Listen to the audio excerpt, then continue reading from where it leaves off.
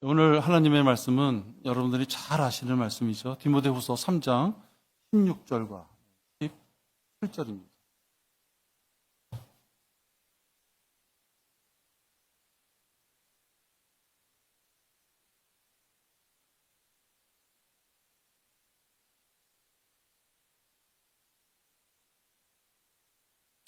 우리 모든 성경의 말씀들이 그렇지만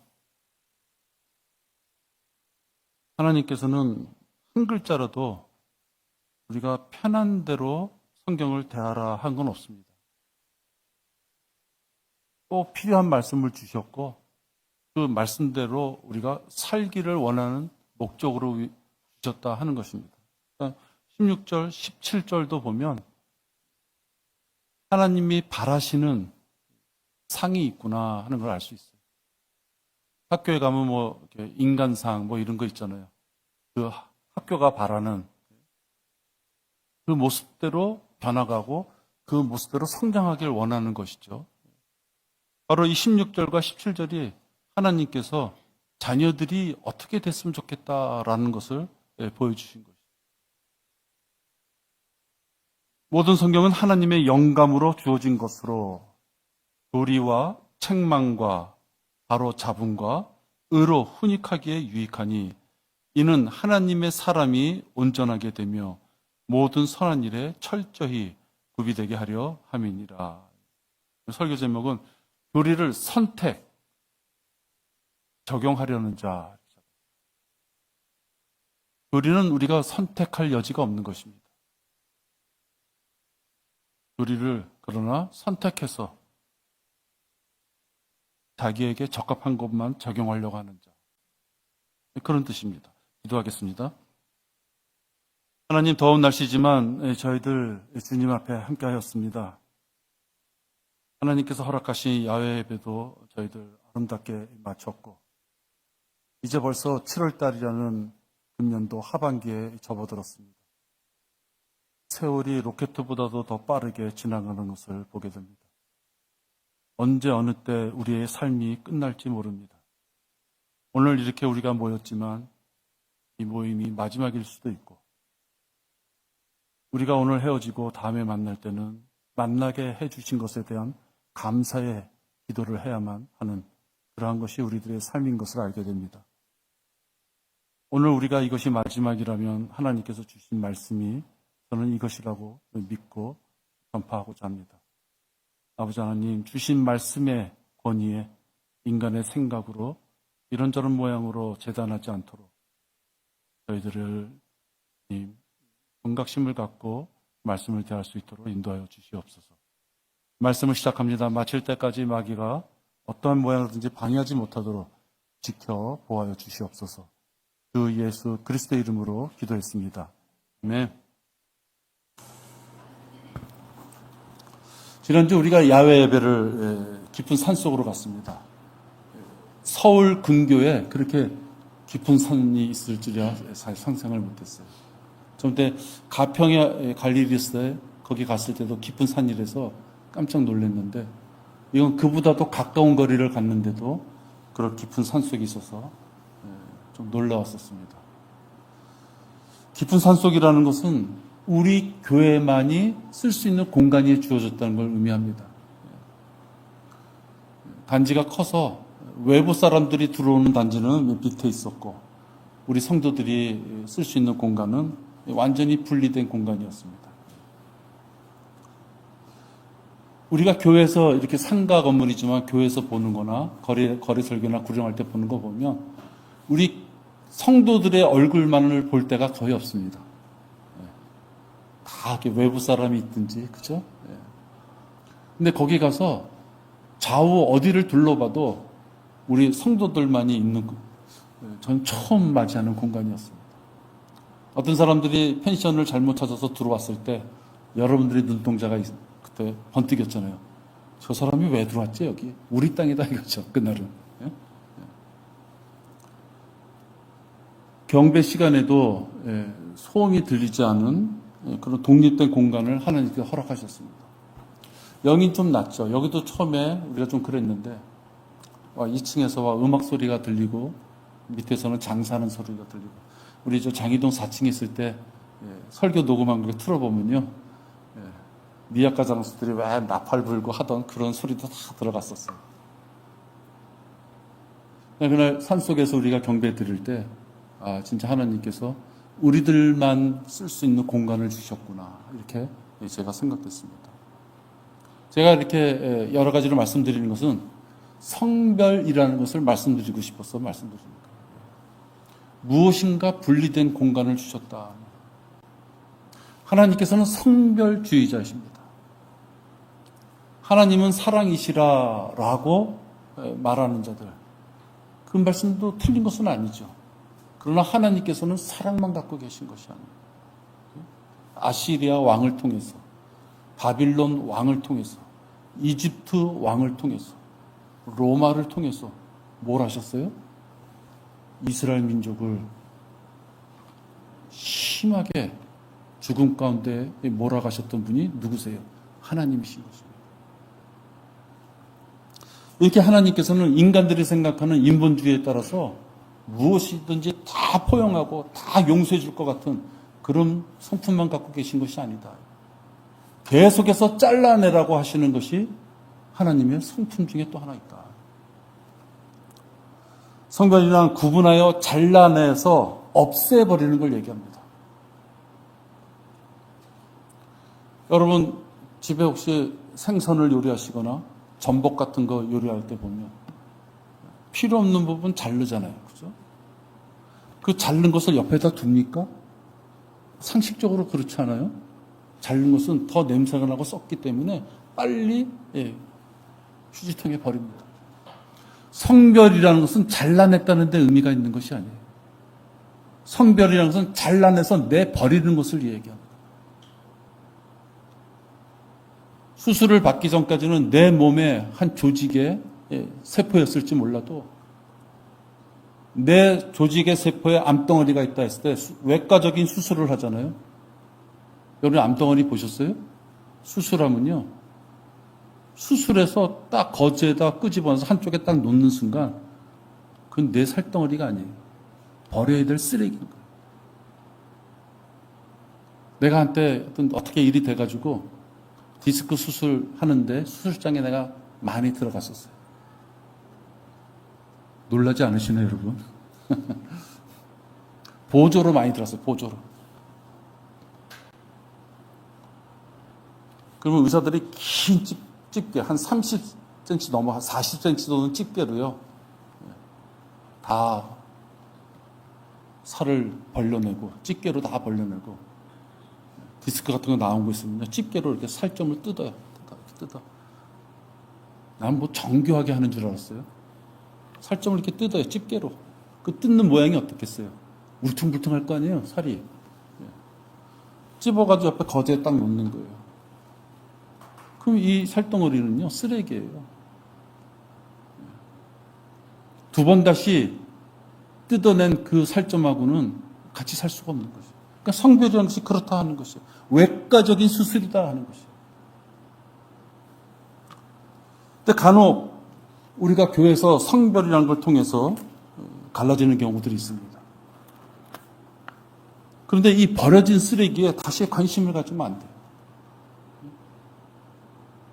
과거에는 그것이 나의 살점이었고, 과거에는 그것이 나에게 없어서는 안 될 가장 귀중한 것일 수 있어도요, 무엇인가 목적에 의해서 잘라냈다면 그것은 더 이상 나의 몸의 일부분이 될 수 없는 것이다.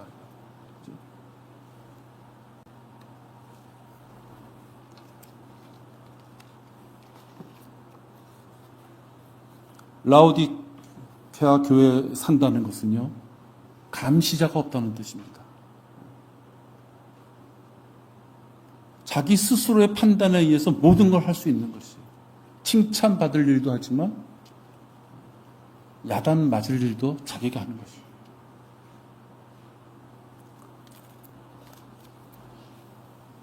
갈라선 것을 찾아다닌다는 것은 10중 8구 어떤 모양이냐면 비밀리에 그것을 해야만 되는 것이에요. 단편적으로 여러분하고 목사하고 비밀이 있으면 안 되죠. 그렇다고 여러분의 사생활을 나한테 다 일러달라? 그런 뜻으로 드리는 말씀이 아니에요. 교리적인 측면에서는 비밀이 있으면 안 됩니다. 여러분이 생활 속에서 목사가 알면 안 좋겠다, 그런 것이 있으면 그건 비밀이에요. 그것은 잘못된 것이에요. 하나님께서는 영원히 경별해야 될 성별을 위해서 그냥 막연히 성별하라 그러지 않으시고 기준을 주셨어요. 말씀으로 기준을 주셨어요. 그게 오늘 디모데후서 3장 16절이에요. 모든 성경은 하나님의 영감으로 주어진 것으로 교리와 책망과 바로잡음과 의로 훈육하게 유익. 성경에 목적이 있는데 뭐야? 제일 먼저 나오는 게 교리다 하는 거죠. 이 교리는요, 기준이라는 거예요. 잣대. 무엇인가를 측정할 때 기준이 되는 잣대를 얘기하는 거예요. 그러니까 이 잣대가 흔들리면 안 돼요. 30cm 자를 가져오라 그랬더니 딱 30cm를 가져왔는데 그게 플라스틱이야. 더워서 이게 늘어났어요. 혹시 겨울에 줄어들었어. 그럼 안 되잖아요. 그래서 대개 보면 자는 그 지역의 온도를 봤을 때 철제로 하는 것이 제일 좋아요. 나무보다도 습도에 관계없는, 온도보다도 관계없는 플라스틱보다도 철제자. 왜? 수축의 변화. 일정하다. 예. 교리는 그러한 잣대다 하는 것이에요. 그래서 이 교리를 주신 하나님의 말씀은 논쟁을 위한 것이 아니다. 우리 여기 3, 40명이 모여 있지만 3, 40명이 어떤 한 가지 주제를 갖고 얘기하면요, 일치되는 것도 있지만 심하게 하면 40가지 의견이 나올 수 있는 거죠. 그죠? 우리 야외 이번에 갔지만 여러분들이 다 감사하게 잘 드시고 잘 지내셨으니까 그렇지.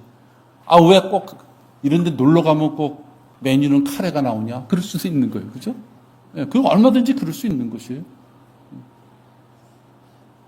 근데 하나님의 말씀은 우리들의 판단을 요구하지 않는 것이다. 잣대를 주셨어요. 아무나 변경시킬 수 없어요. 이 땅에 호흡을 갖고 태어난 자, 그 누구도 하나님의 잣대를 자기 마음대로 움직일 수 없는 거죠. 절대적인 진리를 이야기하는 것이죠.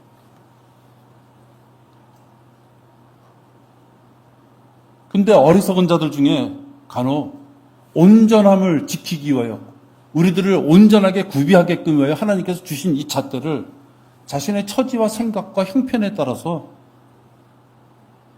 구체적으로는 자기의 이익을 위해서 이 합리적으로 주신 이 교리를 마음대로 줄였다 늘렸다 하려고 한다.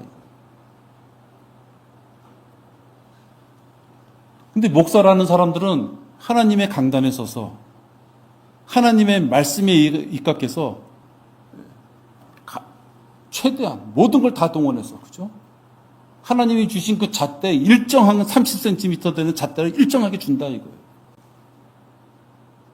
근데 혹 듣는 사람 입장에서 보면 교리를 이렇게 저렇게 조금씩은 편의에 따라서 움직일 수 있다고 생각하는 사람들은 그 목사의 설교에 불만을 가질 수밖에 없어요.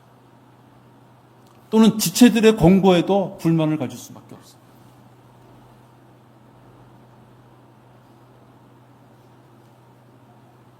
내가 교리를 절대적인 진리로 내 생각과 상관없이 반드시 100% 지켜야 될 그런 하나님의 진리다, 하나님의 말씀이다 생각한다면, 지금 제가 드린 이 말씀의 이해에 자기가 적용된 자가 있다면 그 순간만큼은 하나님의 교리에 내가 따르지 않았구나 이렇게 생각하셔야 됩니다.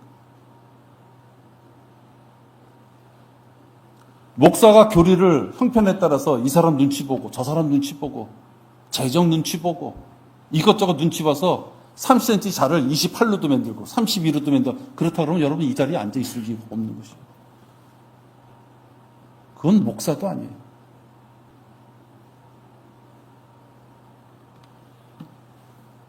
혈육을 포함해서 인간적으로 그 어떤 밀접한 관계가 있다고 하더라도 교리가 다른 사람을 따른다 하는 것은 영적으로 있을 수 없다. 여러분, 제가 드린 이 말씀은 아주 중요한 것이에요. 믿지 않는 자들과 멍에를 같이 매지 말라. 의가 불의와 어찌 관계를 맺으며 빛이 어두움과 어찌 사귀겠느냐. 그리스도가 벨리알과 어찌 조화를 이루며 또한 믿는 자가 믿지 않는 자와 어떤 부분을 같이 하겠느냐. 하나님께서는 요 말씀은 가족한테는 예외다. 요 말씀은 부부한테는 예외다. 요 말씀은 인간적으로 성품이 좋은 사람들한테 예외다. 그러지 않으셨어요. 믿지 않는 자들, 벨리알을 따르는 자들하고는 같이 할 수 없다는 거죠. 같이 할 수 없다는 건 무엇이에요? 그들과 동행하되 대화 나누지 않는다? 그 뜻이 아니잖아요. 상식적으로. 그들하고 찢어지라는 거예요. 네 생애에 그들하고는 상관이 없다는 걸 이야기하는 거예요. 여기서 믿지 않는 자들이란 단순히 불신자, 아니면 우리가 흔히 얘기하는 이단 종파자들만 이야기하는 것이 아니에요. 예수 그리스도를 구세주로 영접했지만 입장에 따라 그 말씀을 100% 믿지 않고 자기의 편의에 따라서 선택, 취득해서 자기가 원하는 구절만 자기가 지키겠다고 하는 자, 그 자들도 똑같은 자들이에요. 그런 자들하고 동행할 수 없다는 거죠. 비록 내가 말씀대로 살고 말씀대로 따르고자 했는데 내 육신의 덩어리 때문에 어쩌다 보니까 아이고 내가 또 좀 빗나갔어. 내가 그런 차원의 말씀을 드리는 것이 아니에요. 자기의 생각과 판단이 이미 말씀대로 살지 않아도 되지 않을까라고 하는 그 생각 자체 가진 자와는 동행할 수 없다는 거예요.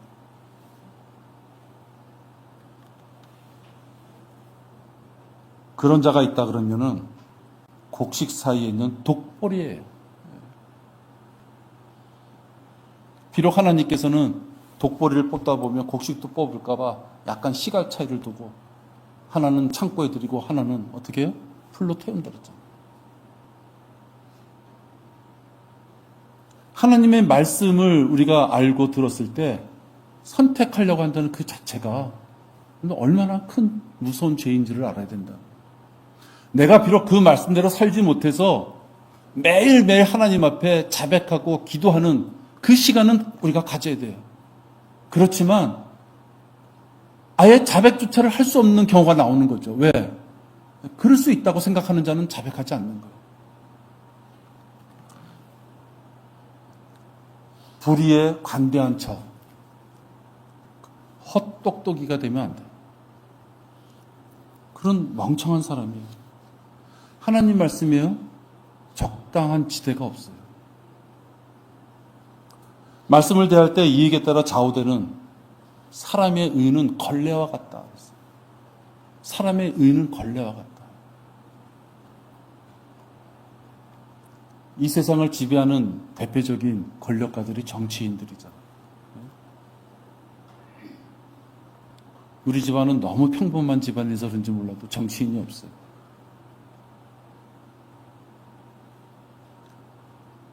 누굴 장관으로 추천을 할 수가 없는 거예요. 장관으로 추천을 할 수가 없어. 추천했다 그러면은 약간의 도덕적인, 윤리적인 죄를 범한 게 아니라 현행법을 범한 사람들이 다 정치인에 속해 있어요. 그럼 여야를 불문하는 거예요. 그렇죠? 윤석열 정부 때도 국무총리를 누구 좀 선택해야 돼. 추천할 수가 없어요. 지금 정부도 마찬가지잖아요. 김민석이라는 사람 여러분 개인적으로 안다면 추천하겠어요?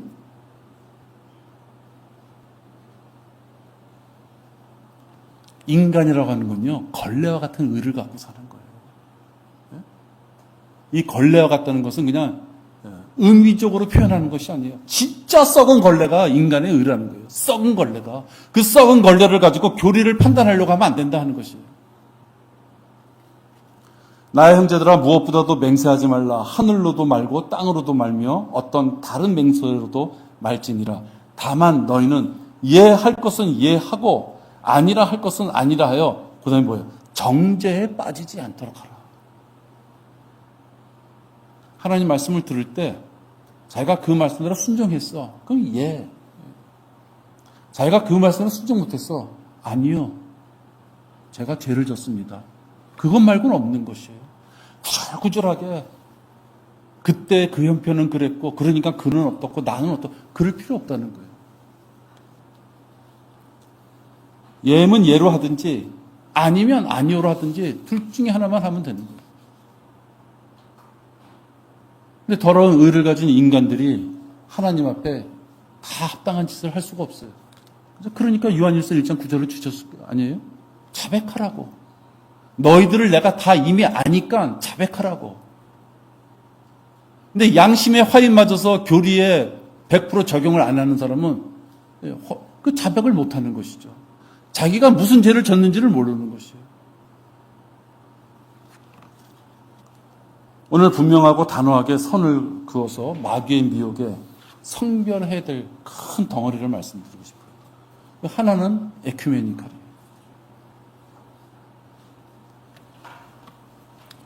서로를 존중하며 하나가 되면 모두가 하나님을 잘 섬기게 되고, 그렇게 되면은 이 세상에 예수 그리스도가 오시지 않아도 이 세상을 천국과 같이 평화로운 시대로 만들 수 있다. 이게 에큐메니칼. 이 세상을 평화로 만들 수 있다는 말처럼 달콤하게 들리는 말이 어디 있어요? 근데 이 에큐메니칼 지금 이 논리는 로마서 11장 25절을 정반대로 해석합니다. 이 세상은 예수님이 오시기 전까지는 계속 죄로 충만한 시대다. 이거.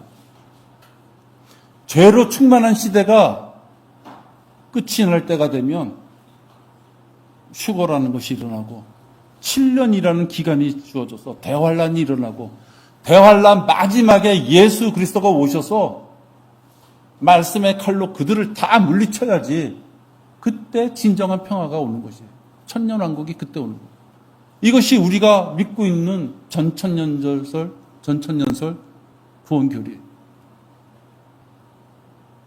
근데 에큐메니칼은 아까 말씀드린 대로 더러운 인간의 걸레와 같은 자들이 모여가지고 니네 교단, 니네 교파 다 하나가 된다면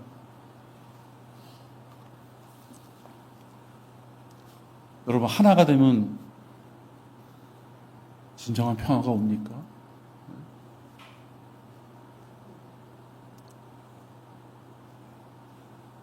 그때 뉴스에 보니까 소련군 병사 하나가 들판에 이렇게 앉아 있어요. 우크라이나가 군이 드론을 이용해서 사람이 이렇게 앉아 있으면 드론이 한 2, 3m 앞에 떠 있는 거예요. 우크라이나 소련 군사가 죄송합니다. 항복하겠습니다 하고 살려줄 수 있어요. 안 해. 그거 어떻게 해요? 멀리서 어디선가 사무실에서 앉아가지고 조종해서 그 자폭 드론이 그 병사 딱 이마에 맞으니까 평생 그 자리에서 죽는 거예요. 컴퓨터에서 게임하듯이 진짜 사람이 죽는 거예요. 그게 지금 벌어지고 있는 전쟁이다 이거예요. 그것이 인간의 악한 모습이에요.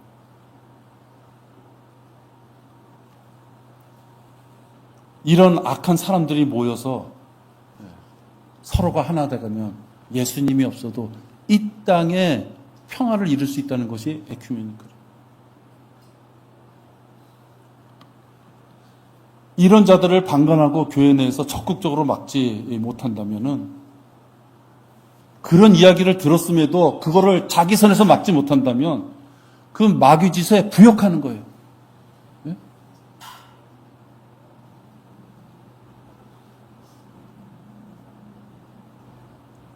프랑스가 해방됐을 때 독일군한테 부역했던 프랑스인들이 있을 거 아니에요. 독일군이 들어왔을 때 독일군한테 와 이렇게 사바사바해서 근데 독일군이 쫓겨났어.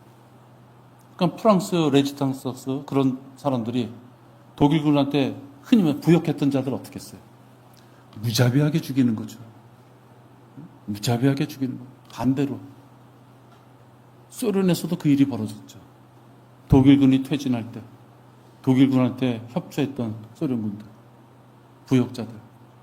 부역이라는 개념은요, 배신자라는 개념이 있는 거예요. 자기가 살기 위하여 다른 사람을 죽인 그런 존재가 부역자라는 거예요. 간첩을 알고도 신고를 안 해. 그럼 우리가 뭐라 그래요? 부역자다 이렇게 하는 거예요.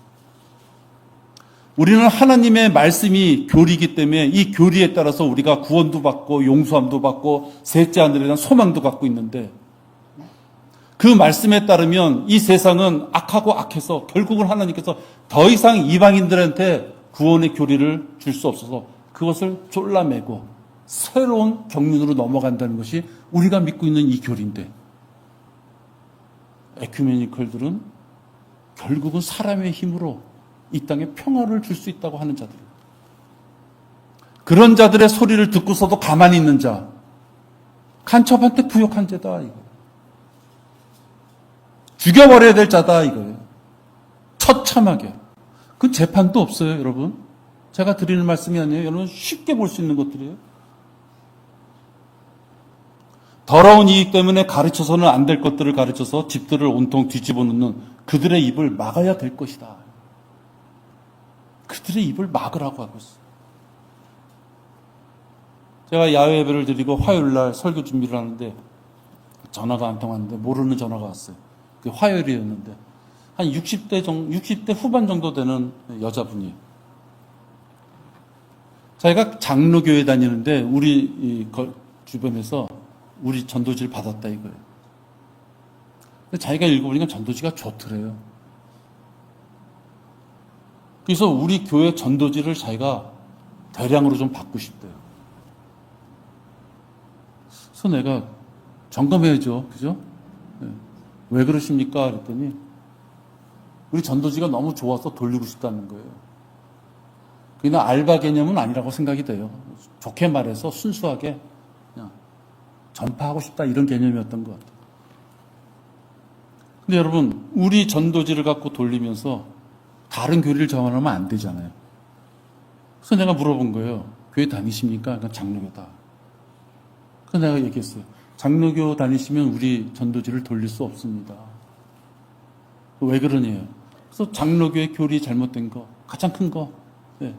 선택 예정론에 대해서 이렇게 설명을 했어요. 내가 설명에 따르지만 설명도 깊게 못했어요. 짜증을 내는 거예요. 아, 그게 그거죠.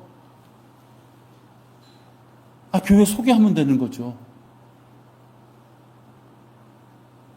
그것이 뭐 이렇게 중요해요. 그러니까 그 사람 말 때는 자기가 성의를 가지고 우리 교회를 돕겠다 그러는데 자기가 다닌 그 장로교 구원 논리를 내가 이렇게 반박을 하니까 배은망덕한 사람이구먼 이런 느낌으로 나한테 얘기하는 거예요. 저는 그런 사람들을 영적인 쓰레기들이라고 봐요. 내가 이게 그래도 공공장소니까 쓰레기라고 한 거예요. 그런 쓰레기를 양상하는 게 이런 교회들인 거예요. 교인이라는 타이틀을 걸고 가서 출석하고 헌금 내면 잘한다 그러고 니네 나눠 할 것이 아무 그냥 전도지나 갖고 나가고 돌리고. 여러분도 지금 제가 이렇게 말씀드릴 때 방언이나 물침류, 신유, 예종론, 신비적인 종교행위 등등 다양한 어떤 구원론을 가지고 좋은 게 좋으니까 사람들 모아서 하면은 재정도 튼튼해지고 사람도 많이 늘려서 교회 어떤 좀 품위도 나고 그런 사람이 있다 그러면 여러분 뭐라 그러시겠어요?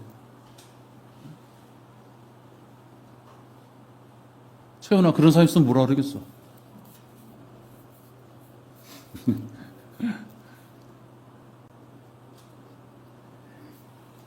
여러분 에큐메니컬은요 사실 따지고 보면 신을 믿는 게 아니에요. 신 없이도 인간 스스로가 이 땅에 자기가 신적인 슈퍼맨, 신적인 초인적인 그런 능력을 발휘하면 이 땅에 예수 그리스도가 없어도 화평, 즉 평안을 만들 수 있다는 자들이 그들인 것이죠. 그 목적을 위하여 이런 종교 저런 종교 다 끌어모을 수 있는 것이 카톨릭의 힘이고요. 그것이 에큐메니컬의 진수인 거예요.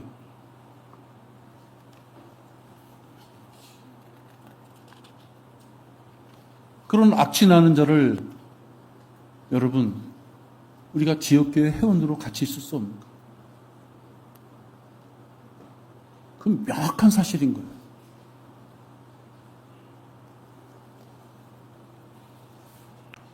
베드로가 뭐라 그랬어요? 주여, 그럴 수 없나이다. 자기 생각엔 예수님이 죽으면 안 돼. 예수님이 살아계셔서 자기가 한 자리 차지해야 되는데 갑자기 죽으신다 그러니까 미쳐버리겠는 거예요. 자기가 수제자로서 예수님만 살아계시면 흔히 말하면 국무총리가 될 수 있는데 갑자기 죽으신다고 하니 그가 한 말이 뭐예요? 주여, 그럴 수 없나이다. 그래서 그가 들은 말은 뭐예요? 사탄아, 내 뒤로 물러가라. 하나님의 일을 반대하는 자, 그 자를 보고 예수님께서 하신 말씀은 사탄아. 그거보다 더 심한 말이 어디 있어요? 인간적으로 뭐 개 뭐라는 것보다 사탄아. 자기 생각에 빠져서 하나님께서 주신 절대적인 진리인 교리를 멋대로 해석하는 무서운 죄를 지으면 안 됩니다. 삶 속에서 여러분의 한 가정 중에서도 혹 에큐메니컬을 주장하는 자가 있다면 그 자는 사탄의 종인 것이에요. 내가 뭐 한 가정을 깨트리려고 하는 말씀이 아니에요. 그 사탄의 종하고는 영적으로 동행할 수 없는 거예요. 한 이불을 뒤집어쓰고 같이 살기 때문에 같이 살고 그에게 언젠가는 영적인 선한 모습을 통해서 그에게 구원받을 수 있는 기회를 주기 위해서 그와 같이 한 집안에 살지는 몰라도 구원받기 전까지 또는 구원받았다 하더라도 에큐메니컬을 주장하는 자가 있다면 그는 사탄의 종인 것이에요. 하나님의 교리를 전적으로 예수 그리스도 없이도 살만한 세상을 만들 수 있다고 하는 자들인 것이에요. 가정에 그런 자가 있어도 동행할 수 없는데 하물며 지역교회에 그런 자가 있다면 동행할 수 없는 것이에요.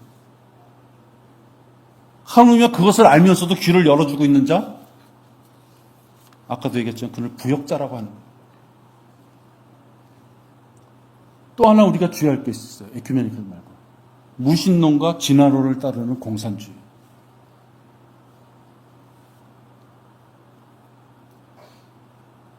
공산주의자들은 무신론이에요. 신의 존재를 믿지 않아요. 따라서 신의 개입조차도 믿지를 않아요. 존재가 없으니까 신의 개입도 믿지 않는 것이죠. 신과 같은 초인간적이고 초자연적인 힘, 그런 걸 믿지 않는 거예요.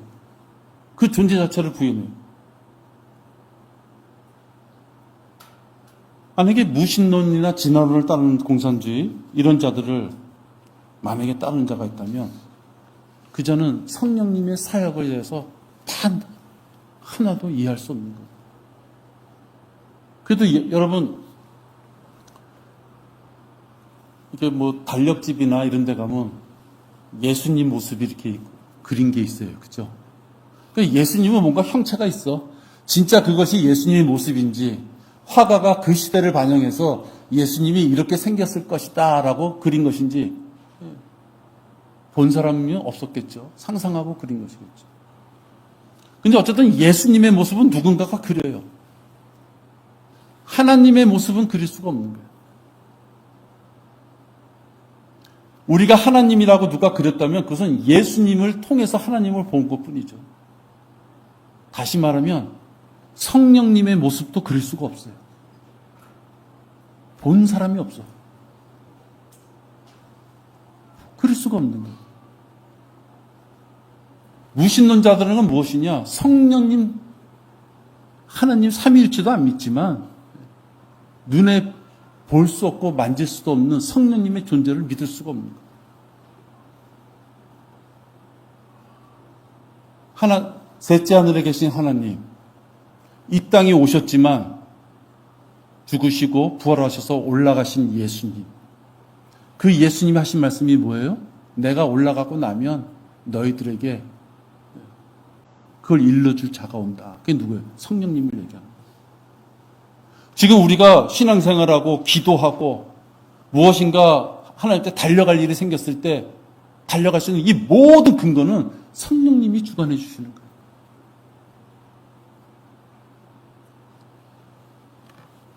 바이블 빌리버라고 하면 무신론하고는 전혀 상관없는 세상에 사는 사람. 무신론을 따르는 공산주의하고는 전혀, 사회주의자하고는 전혀 상관없는 삶을 사는 거예요.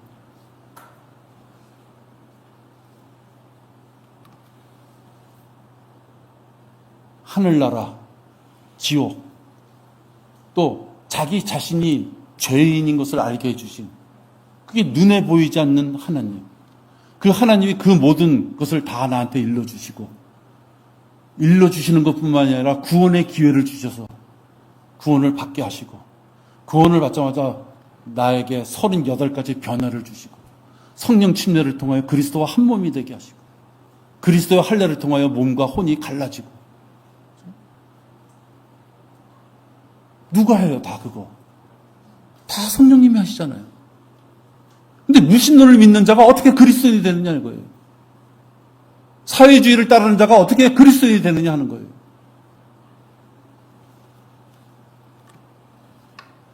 북한의 김일성은 6.25 때 수백만 명의 사상자와 실종자를 냈어요. 혹시 우리 중에서도 북침이라고 믿고 계시는 분 있어요? 저희 아버지도 1.4 때 4살 된 형을 업고 이렇게 내려오셨어요. 그래서 한때 KBS에 그 이산가족 찾기 할 때 거의 한 달 내내 TV 보신 기억이 나요. 우리 아버지 이름이 송지섭이었는데요. 그 송지섭이라는 이름을 누가 부를까 하고 한 달 내내 TV 틀어놓고 보셨던 기억이 있어요. 제가. 북한의 김일성이 왜 수백만 명을 죽일 수 있었을까요? 캄보디아 크메르 루즈라는 이 공산주의자들은 캄보디아의 공산주의 정권을 세우기 위해서 200만 명을 죽였어요.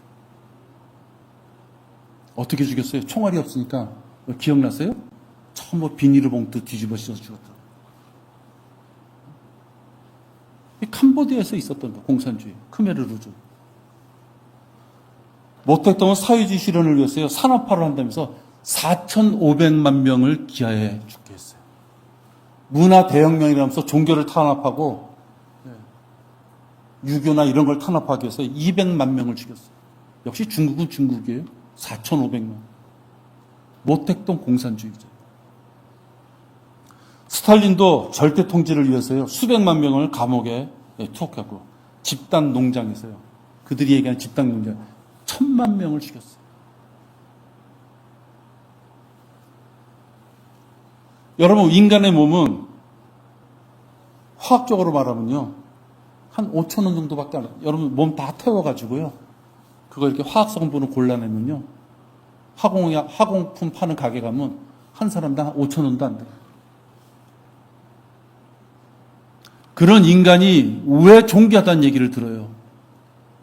인간은 물질로만 이루어진 존재가 아닌 것이에요. 공산주의는 무신론과 진화론을 따르면서 뭘 따라요? 유물론을 따르는 거예요. 모든 걸 물질로 보는 거예요. 1,000만 명, 4,500만 명 죽여도 그들의 공산주의의 사상을, 자기의 정치적인 권력을, 군사적인 권력을 유지하기 위해서는 4,500만 명 죽어도요, 그걸 물질로 본다면은, 여러분, 지나가는 강아지 한 마리 쩔뚝거리는 것도 마음이 아프잖아요. 고양이 한 마리 이렇게 쩔뚝거리는 것도 마음이 아프잖아요. 그것이 인간인데 그걸 물질로 보면요, 4,500만 명이 죽어도 까딱 안 하는 거예요.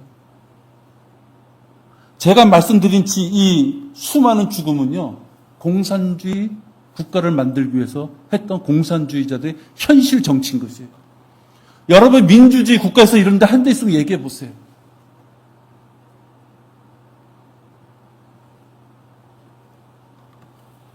사람을 물질의 하나로 보는 공산주의자들과 지정의를 같이 한다? 지정의는 뭐예요? 혼이잖아요. 공산주의자하고 지적인 것을 동감한다. 정. 그들과 감정을 같이 나눈다. 의. 그들이 올바르던 것을 나도 올바르게 여긴다. 지정의를 같이 하는 자? 나는 교리를 전하면서 그 자는 마귀의 자식이다. 나는 그렇게 얘기합니다.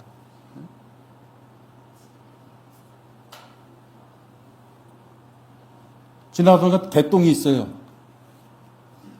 개똥 밟고 가는 사람이 있나요? 이렇게 피해가죠. 지나가는데 술 먹고 비틀비틀거리고 토하는 사람이 있어요.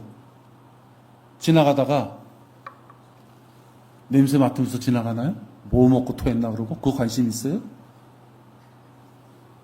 피해가잖아요. 예수님, 성령님, 하나님의 존재를 믿지 않는 무신론자들, 인간을 유물론 중에 하나로 화학적인 요소로밖에 보지 않는 그들의 무리가 뭘 해요? 그들의 무리가 어린이집을 하고 고아원을 돕고 양론을 만들고 학교를 만들어요. 거기 근처에 가면 안 되는 것이에요.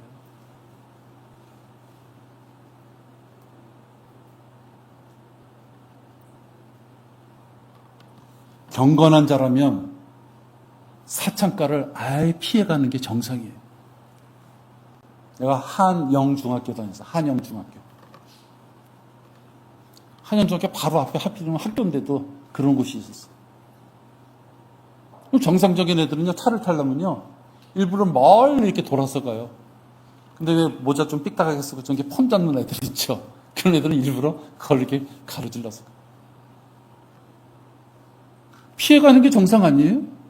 피해가는 게 정상이에요. 오늘 제가 설교한 거 듣고 여러분들이, 서울 선교침례교회 성도로서 함께 할 수 없는 존재가 무리가 있다 그러면 거긴 피해가야 되겠구나. 그렇게 생각하시라 이 말이에요. 바이브 빌리버는 보이지 않으시는 주의 영이신 성령님의 인격을 믿는 자들이에요. 인격은 뭐예요? 존재 자체를 얘기하는 거예요. 상상 속의 어떤 존재가 아니라는 거예요. 인격이라는 것은요, 그의 존재가 객관적으로 있다는 걸 얘기해요. 눈에 보이지 않지만. 이 인격이 있으신 성령님은 말을 하시고 부르짖으시고 진리를 말씀하시고 우리 지도하시고 때로는 명령하셔요. 성도들을 중재하고 증거하시고 위로하셔요. 우리들이 기도를 뭘 할지 모를 때 기도를 일러주셔요. 가장 중요한 거, 성경을 영감으로 지을 수 있게끔, 그죠? 성령님이 작자들에게 영감을 주셔서 우리들이 보는 이 성경을 지으신 분이 누구예요? 성령님이세요. 이 영이신 성령님, 주의 영을 믿지 않는 무신론자들, 그들은 우리하고 전혀 상관이 없는.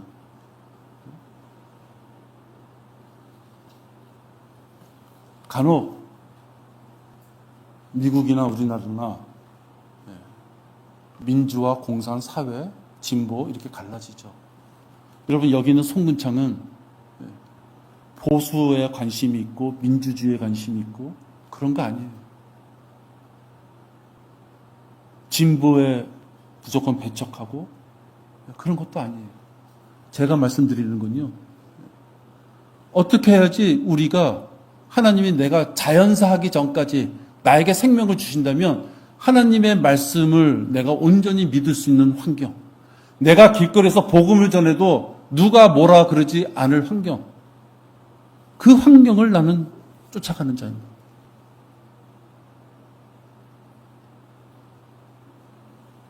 웬만한 사람들은 모르겠지만 성경을 공부한 사람들 중에는요, 교파 그러면요 뭐만 있는 줄 아세요? 알미니언주의와 장로교처럼 예정론, 그렇게 믿는 두 개 교파가 가장 큰 교파고 그것만 있는 줄 알아요. 그래서 알미니언주의입니까? 그러면은 아니요. 그러면 그럼 장로교파군요. 장로교파입니까? 아니에요. 그러면 알미니언주의군요. 이렇게 얘기하는 거예요. 여러분, 우리는 알미니언주의도 아니에요. 장로교를 쫓아다니는 예정론 선택론주의자도 아니에요. 우린 뭐예요? 러크만 교리에 의해서 오직 구원으로 믿음으로 구원받는다는, 우린 그 길을 가는 자들이에요. 내가 이 예를 왜 드리느냐? 이 세상은 수많은 정당들이 있고 수많은 파들이 있어요. 정치적인. 그죠? 좋게 말하면 뭐 국민들을 위하지만 결국은 자기 밥벌이하고 자기 새끼 미국으로, 미국은 세상이 그렇게 싫다면서 자기 자식을 다 미국으로 보내.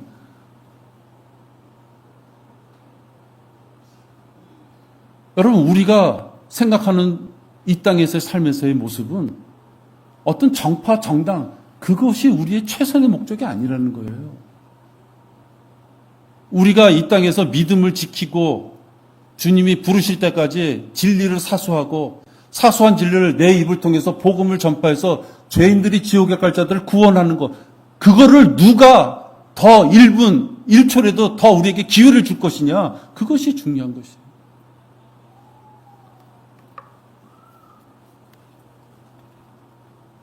공산주의자들은 진화론을 쫓아요. 진화론. 진화론을 믿는 자들은 창세기 1장 1절부터 안 믿는 거예요. 우리의 성도들 중에서도 진화론을 믿는 자들이 있어요? 창세기 1장 읽을 때 이건 동화야, 그렇게 생각하시는 분들이 있어요? 더욱이 우리는 어떻게 해요? 재창조론까지 믿어요. 그죠? 그냥 창조도 아니야.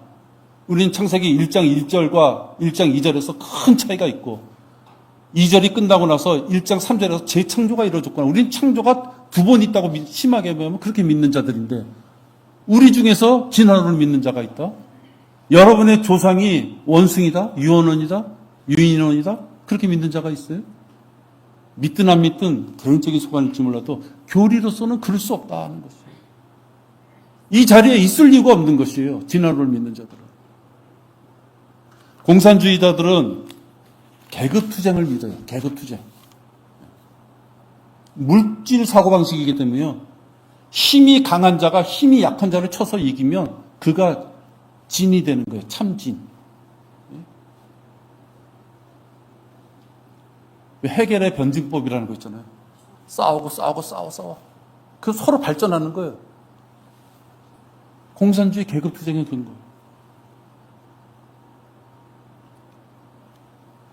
점점 아메바가 자연환경에 적응하면서 살아가기 위해서 기린이 목이 길어지는 것처럼, 나도 배운 거대로 얘기해 보는 거예요. 그렇게 본 적 없어요? 근데 기린이 목이 길어졌대. 높은 데 있는 거 먹으려고. 원숭이에서 꼬리가 나오고, 참 미안합니다. 물고기에서 꼬리가 나오고 발이 나오고, 결국 어느 날 답답해서 딱 서서 다녔대요. 그게 사람이 됐대. 성경은 그렇지 않다 하는 거예요. 여러분, 우리가 성경을 믿지 않는다면 그걸 믿든 안 믿든 상관 안 해요. 여러분이 죄인이라는 사실을 과거에 그 하나님이 일러주셨고, 일러주신 그 하나님이 구원의 방법까지 일러주셨고, 성경을 통해서 구원받았더니만 하나님의 자녀로서 신분을 주셨다는 것을 믿는 분이라면 창세기 1장 1절부터 믿어야 되는 것이에요. 그게 논리가 그래야지 맞아들어는 거예요.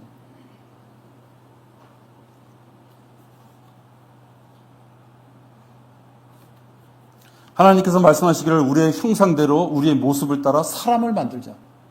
원숭이를 만들자 그러지 않았어요. 사람을 만들자. 삼위일체를 따라서 몸, 혼, 영을 따라서 인간을 만들자. 그래야 그들로 바다의 고기와 공중의 새와 가축과 모든 땅과 땅 위를 기어다니는 모든 기는 것을 다스리게 하자 하시니라.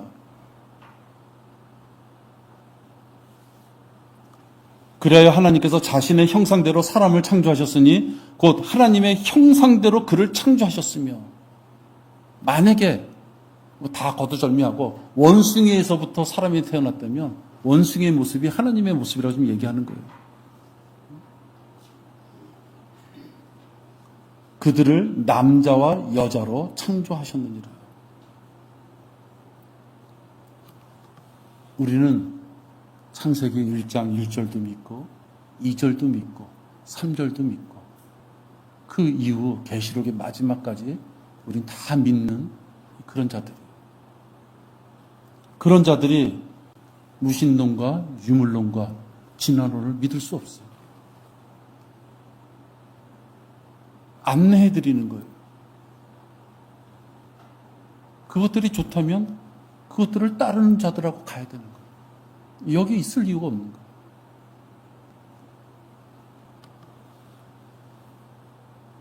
진화론을 이론의 배경으로 삼는 그런 공산주의자, 사회주의자를 따른 자가 있다면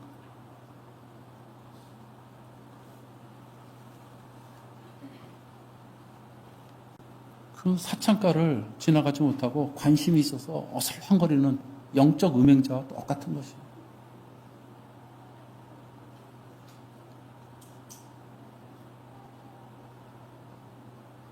성도들은 현실적으로 이 땅에 발을 딛고 살아요. 그러니까 이 땅에 돌아가는 상황을 전혀 무시할 수 없어요. 그러므로 내가 무엇보다도 먼저 권하노니 모든 사람을 위하여 기도와 간구와 기도와 중보와 감사를 하되 왕들과 권세 있는 모든 사람을 위하여 기도하라. 이는 우리가 모든 경건과 청렴함 가운데 평온하고 조용한 생활을 하려 합니다.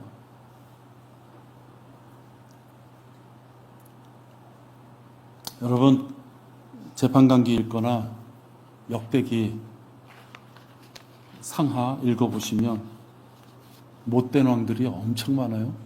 북이스라엘은 거의 다 못된 왕들이고 남유다도 간혹 좋은 왕들도 있지만 결국 자기 자식 불태우는 왕들도 많아요. 디모데전서 2장 5절에 보면 왕들과 권세 있는 모든 사람을 위하여 하라. 뭐 하라? 기도하라는 거예요. 왜 그래요?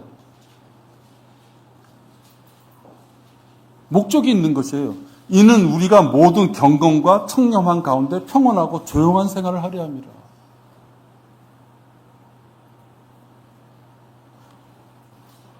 그리스도인들의 시민권은 하늘에 있어요. 그렇다고 해서 성도가 자기 국가에 대해서 무관심하면 안 돼요. 관심을 표명할 때 해야 되죠.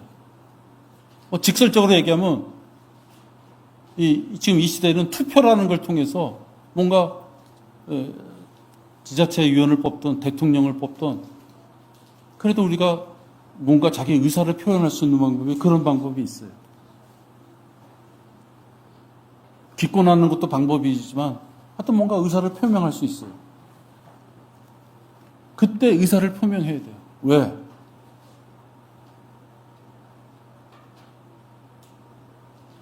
경건한 신앙생활을 하기 위해서 필요하다면 경건한 신앙생활을 유지할 수 있는 곳에 표를 줘야 됩니다.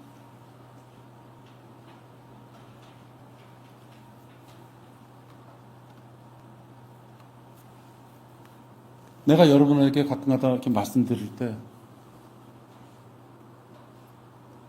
이 정당 얘기할 때 이 정당 흉도 보고 이 정당 얘기할 때 이 정당 흉도 보잖아요. 내 눈에 보기에는요, 진짜 그런 철면피 같은 사람들이 없어요. 양쪽이 다 진짜 철면피야. 양심이 없어도 그렇게 없냐? 근데 누구를 대표자로 뽑아서 이 나라를 운영해야 된다면 제가 생각하는 것은 우리가 일주일에 한 번 모이는 이 자리가 불편하지 않게끔 우리가 길거리에 나가서 거리 설교할 때 길거리에서 소란 피지 말라고 데시벨 갖다 들이밀면서 체크해서 못하게끔 하는, 왜 전도지 돌리느냐라고 그걸 막을 수 있는 자가 있다면 나는 그 자에게 투표한다 이거예요. 정당을 얘기하는 것이 아니라 우리가 신앙생활을 갖고 이 땅에 살 동안 할 수 있는 것이 무엇인가를 봐야 되는 거예요.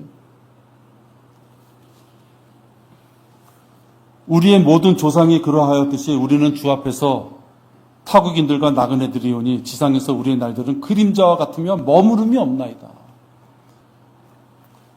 우리의 날들은요, 잠깐 있다가 사라지는 그림자와 같다. 머무름이 없다. 곧 떠날 거다 이거. 이 땅의 것 갖고 연연할 게 없다는 것이에요, 여러분.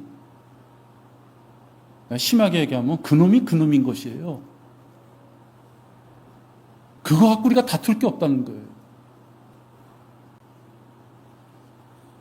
아까 디모데전서 2장 2절에서 왕들과 권세 있는 모든 사람을 위하여 하라, 기도하라 그랬잖아요. 사도 바울이 이렇게 말했을 당시 황제가 누군지 아세요? 네로예요, 네로. 사도 바울이 네로 왕자한테 립서비스에서 뭐 좋은 샌드위치라도 얻어먹으려고 그랬겠어요? 사도 바울이라는 사람이 정신을 차려야지 그나마 그리스도인들이 신앙생활하는데 조금이라도 도움이 될 수 있기 때문에 그 위정자를 위해서 기도하라 이거예요. 그 위정자가 네로였단 말이에요. 네로. 우리나라는 공산주의하고 강대국 사이에서 아주 첨예하게 대치하고 있어요. 이 지구 땅덩어리에서 공산주의, 민주주의 그랬을 때 대치하는 최고예요. 군사적으로도 보면요, 한국의 군사력, 북한의 군사력을 합치면요, 세계에서 당할 나라가 없어요. 우리나라 군사력은요, 유럽의 그 수많은 나라 있잖아요. 프랑스까지 합쳐 수많은 나라들이 다 합쳐도요, 한국의 군사력보다 더 못하대요, 여러분. 그러니까 우리는 화약고들이 부딪히고 있는 거예요. 화약고들이, 북과 남이. 그것도 어떻게 해요? 중국, 러시아, 그죠? 이런 땅에 살면서 상식적으로 얘기하는 거예요. LA 교회가 어디 있어요? 미국에 있어요. 미국의 자산이 황금화돼서 그것이 후원화돼서 한국에 있는 이 땅에 미자립 교회들을 돕고 있어요. 여러분, 공산주의가 그럽니까?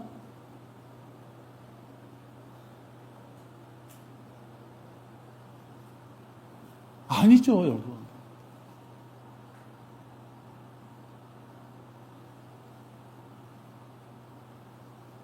우리 한 정치 집단이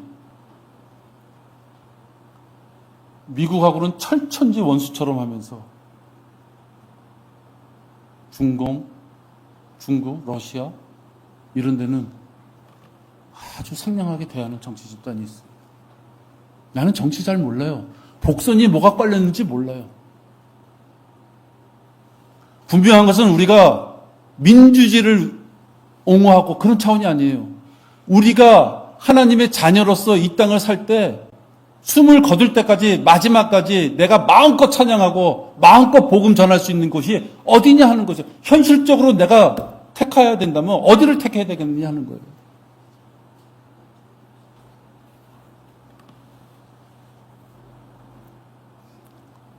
저는 현실적으로 민주주의를 위해 기도해야 돼요. 민주주의의 병폐 엄청 많아요. 그죠? 엄청 많아요. 다수가 진리다? 그 새빨간 거짓말이에요. 그죠? 우리나라 보세요. 다수가 진리예요? 뭐 거기만 그런 것이 아니에요. 어떤 학교든 뭐든 보면요.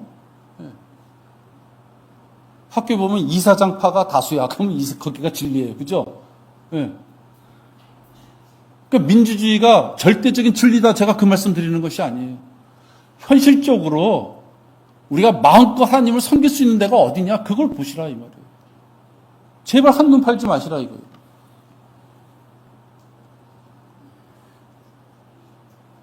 교회의 순수성을 훼손시키고 파괴시키려는 에큐메니컬이나 공산주의 정치관을 배척하라고 저는 여러분에게 그것이 교리에 합당한 거라고 오늘 말씀드려요.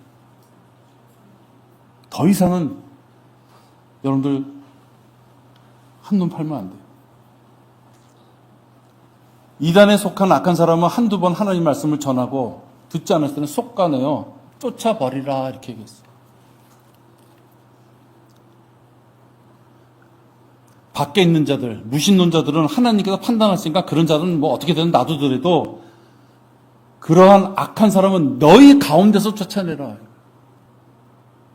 밖에 있는 사람은 하나님의 주관하에 그가 복음을 듣게 될 기회를 줄지 지옥으로 갈지 모르겠지만 악한 자들이, 독보리 같은 자들이 우리 곁에 있다면 쏙간에 뽑아버려야 되는 거예요. 단 한 명이 남더라도 쏙간에 버려야 되는 거예요. 여러분 중에 누가 딱 보니까 목사가 저짓하고 있어. 그럼 여러분 목사를 없애버려야 되는 거예요. 그죠? 하나님 말씀 앞에 목사의 권위가 어디 있어요? 목사의 개인적인 권위가 어디 있어요? 교리에 맞지 않으면 없어져야 되는 거예요. 여러분 중에서도 교리에 맞지 않다면 이 자리에 없어야 되는 것이에요.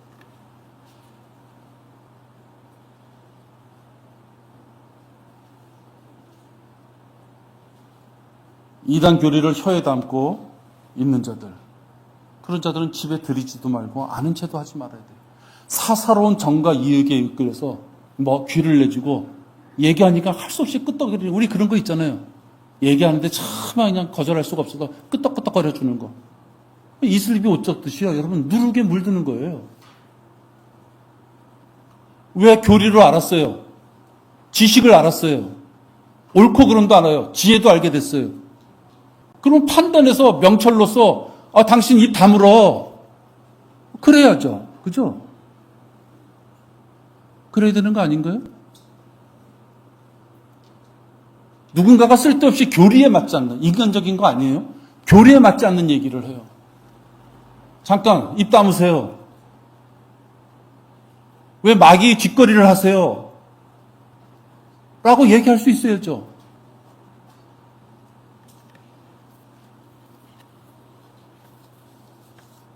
마치 제도권 교회에서 복음은 목사나 전도사만 전하는 것처럼 이단하고의 어떤 판별과 능력은 나는 다 알고 있지만 싸우기 싫으니까 가만히 있고, 아니, 목사 일로 와봐요. 목사가 가서 꼭 해야 되나요? 여러분은 하나님의 자녀가 아닌가요? 입을 다물고 있으면 잠자는 건가요? 그건 아니에요, 여러분. 하나님이 보실 거 아니에요. 하나님의 말씀에 정면으로 대항하고 있는 자가 자녀에게 귀를 내주고 있는데, 그에게 귀를 내주고 있는데 하나님이 그 장면을 보실 거 아니에요. 어떻게 변명하려고 그러세요?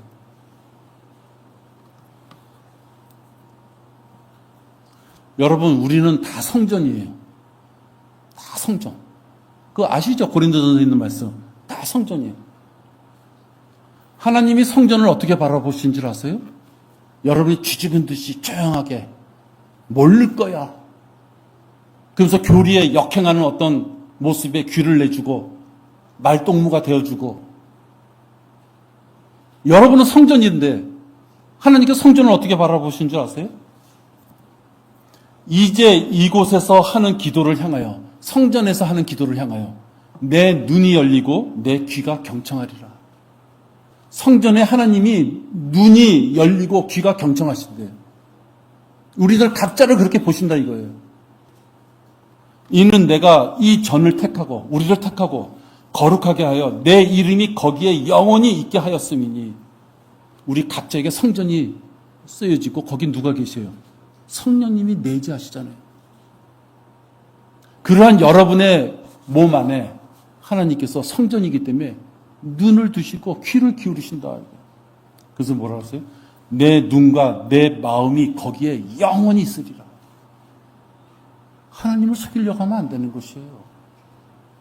내가 하나님의 말씀에 살지 못해서 아이고 죄송합니다. 내가 또 이 짓을 했네요. 자백하면 되는 것인데 하나님을 숨길 수 있다고 생각하면 안 됩니다. 속일 수 있다고 생각하면 안 됩니다. 순종할 경우 이거예요. 그 성전을 두고 그 성전에서 하나님을 순종하는 모습이 나왔을 때는 눈과 귀를 열어주시고 내 마음도 거기에 두시겠다. 어디? 성전에. 근데 불순종하는 자들을 그들에게 어떻게 대하신다? 그러나 만일 너희가 돌이켜 내가 너희 앞에 세운 내 규례들과 내 계명들을 버리고 다른 신들에게 가서 섬기며 그들에게 경배하면 내가 그들에게 준 내 땅에서 그들을 뿌리째 뽑아버리고 또 내가 내 이름을 위하여 거룩하게 한 이 전을 내 목전에서 버려 모든 민족 중에서 속담거리와 이야기거리가 되게 하리라.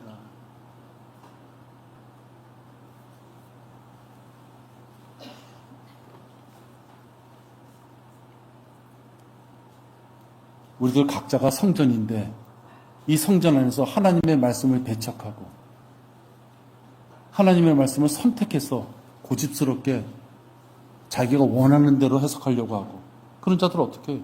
이 모든 민족 중에서 속담거리와 이야기거리가 되게끔 하겠다.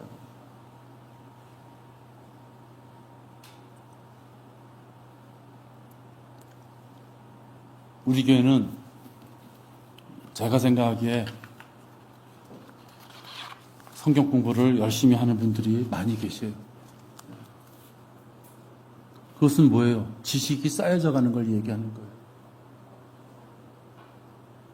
분명히 성경 공부를 많이 해서 지식이 쌓여졌으면 어떤 사안이 생길 때마다 이건 옳은 것이구나, 그런 것이구나 분별할 능력이 되고 분별하고 싶을 거예요. 왜? 분명히 성경은 해야 될 것과 하지 말아야 될 것을 분명히 나눠서 가르쳐 주시기 때문에 누군가가 성경 지식을 공부했다면 나누려고 할 것이다 이거예요. 그 지혜가 생기는 것이에요.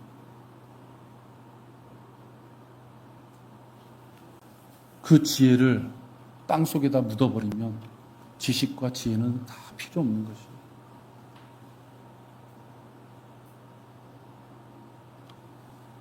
성별에서 취득할 것은, 그죠? 바른 말씀에 따라서 해야 될 것이 판단이 있으면 자기 몸이 불편해도 구속 가는 거예요. 누구랑 찢어지고 갈라지는 어떤 결과가 나오더라도 그 길을 가야만 된다면 찢어지고 갈라져야 되는 것이에요. 그것이 명철이라 하는 것이에요. 하나님께서 우리에게 지식도 주고 지혜도 주신 것은 뭐예요? 명철을 위해서 주신 것이에요. 결국적으로 명철 통해서 하나님 앞에 다가가는 성장하는 걸음이 없다면 그는 무식한 자다 하는 거예요. 지식이 아무리 많으면 뭐예요? 그 지식으로 빨간 거와 노란 거를 구분했어. 신나게 구분하면 뭐예요? 버려야 될 건 버리고 취할 건 취해야 되는데 그걸 안 해. 자기 머리 꽉 찼다고 생각하는데 이 사람은 너무 친해. 지금 내 환경은 좀 이래.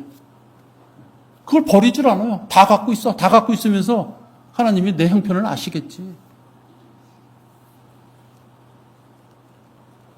성경 공부를 하나도 하지 않은 사람하고 똑같은 사람이다. 어떻게 하면 더 나쁘죠. 더 나쁜 거예요.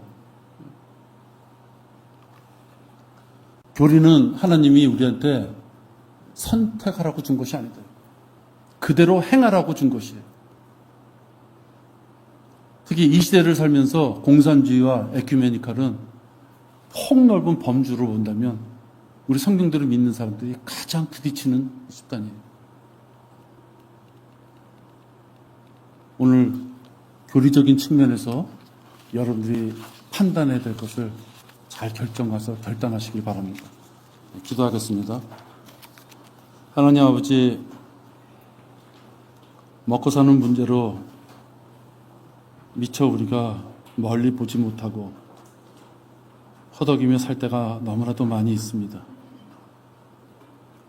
비록 우리가 간혹 실수를 한다고 하여도 하나님을 향한 우리의 큰 물줄기가 혼탁돼서는 안 됩니다. 이 땅은 예수 그리스도의 재림을 부인합니다. 예수 그리스도가 없어도 이 땅에 평화를 이룰 수 있다고 하는 자들이 있습니다. 우리는 이런저런 크고 작은 잘못들을 범하지만 예수 그리스도 재림이 없이도 이 땅을 살만한 곳으로 만들 수 있다는 자가 있다면 그 자는 마귀의 종이고 마귀의 앞잡이입니다. 그거를 구별하지 못한다면 그 자 또한 마귀의 종일 것입니다. 아버지 하나님, 아예 하나님을 부인하는 존재들이 정치 권력으로, 군사 권력으로 국가를 이루고 있습니다. 아버지 하나님, 우리가 죄인인 것을 알게 된 사실과 하늘나라가 있다는 사실, 우리가 하나님의 자녀로서의 상속자가 되었다는 사실은 다 눈에 보이지 않는 사실들을 말씀을 통해서 믿는 자들이기 때문입니다. 눈에 보이지 않는 것을 믿지 못하는, 영적인 것을 믿지 못하는, 신의 존재를 믿지 못하는 자들은 우리가 결코 말을 섞을 수 있는 자들이 아닙니다. 이 땅을 떠나 저희들을 부르실 때까지 주님의 이러한 큰 교리의 물줄기를 우리들에게 이렇게 방해하게 만드는 자들이 있다면 우리하고는 성별돼야 될 자들입니다.